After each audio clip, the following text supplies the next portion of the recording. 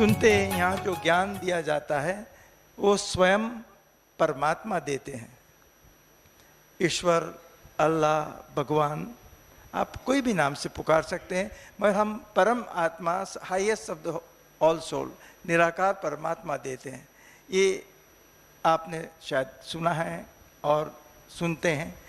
लेकिन ये जो बात है कि परमात्मा इस साधारण मनुष्य तन में प्रवेश करके एक ज्ञान यहाँ इस समय देते हैं, संगम युग के समय, कलयुग के अंत समय, तो इसके बारे में और ट्रांस के बारे में आप कुछ विवरण करके समझाएंगे कि कैसे ट्रांस का रोल है?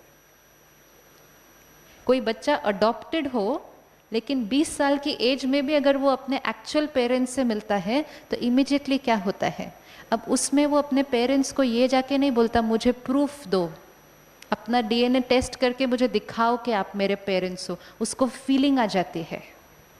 इसी तरह हम भी बिछड़े हुए थे,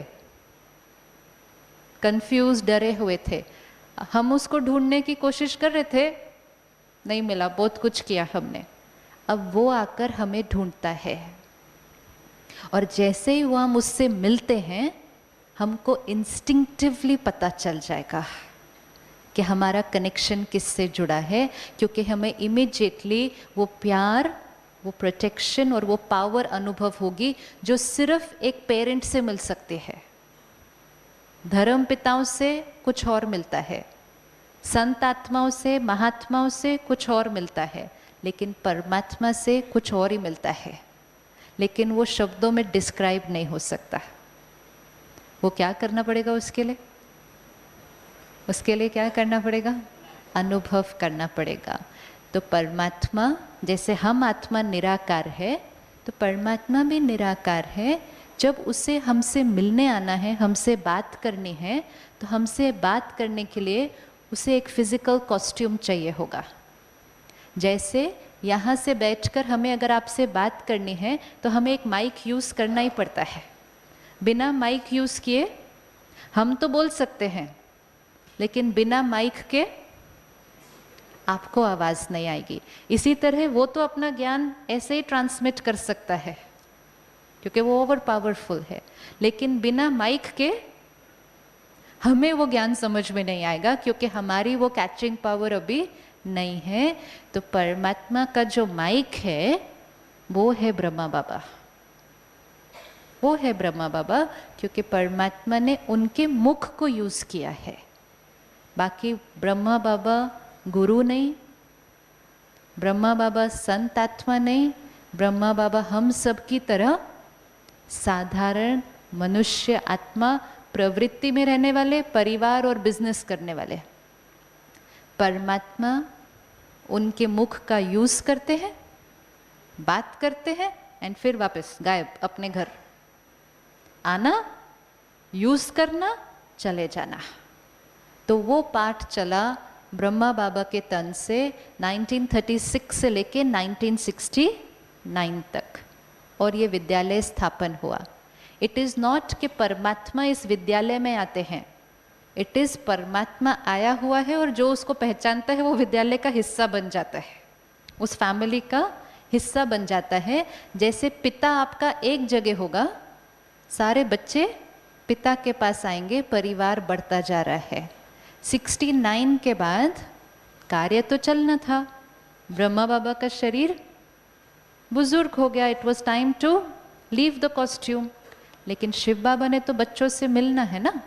तो 1969 के बाद परमात्मा का कार्य एक और रथ के थ्रू हो रहा है, जिस रथ को परमात्मा यूज़ करके सब बच्चों से बात करता है।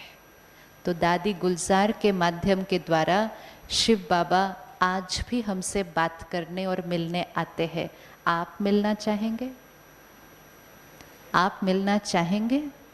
ये जो सामने हॉल है ना, अक्रॉस द रोड, देखा है ये वाला हॉल? वहाँ एक वंडरफुल सीन होगी कि दादी गुलजार उस स्टेज पर बैठेंगी, 20,000 बच्चे सामने बैठेंगे, पिन ड्रॉप साइलेंस होगा, आपको लगेगा खाली है हॉल, और परमात्मा उस रथ को यूज़ करके हम सब बच्चों से मिलने आते हैं, मिलते हैं, बात भी करते हैं, जो मैसेज देना है वो भी देते हैं, अगर हमारे मन में कोई क्वेश्चन है वो भी पूछ सकते हैं, और जो एक्सपीरियंस होता है वो तो फिर अगर आप करना चाहते हैं तो फिर आपको आकर करना होगा।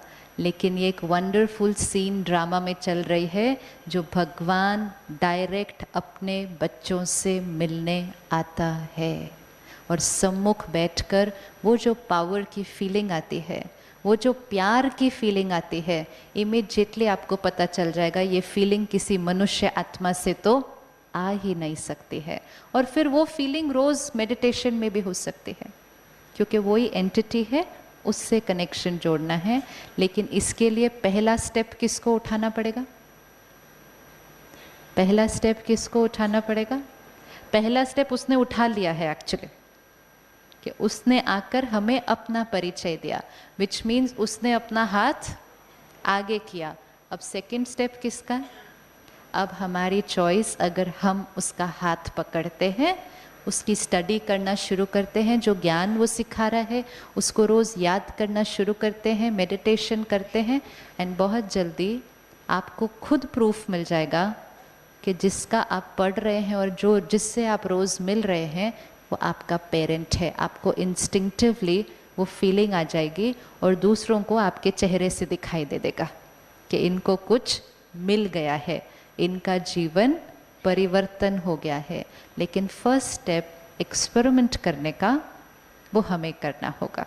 एक्सपीरियंस डेफिनेट है, 100% है।